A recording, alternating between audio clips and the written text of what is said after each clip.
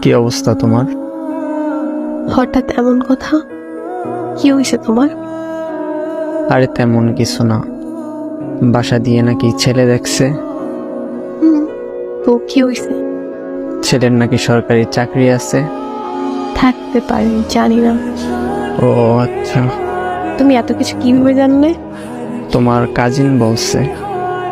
ও আচ্ছা, এইসব খবর ও ভালো রাখে।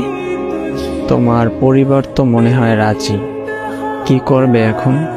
আমাদের সম্পর্ক কি এখানেই সমাপ্তি? এই শোন, বিয়ে আমি করব, আমার পরিবার না।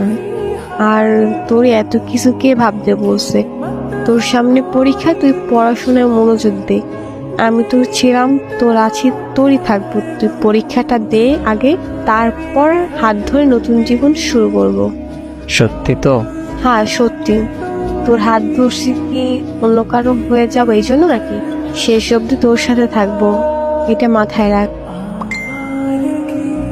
পড়তে যা এখন। আচ্ছা।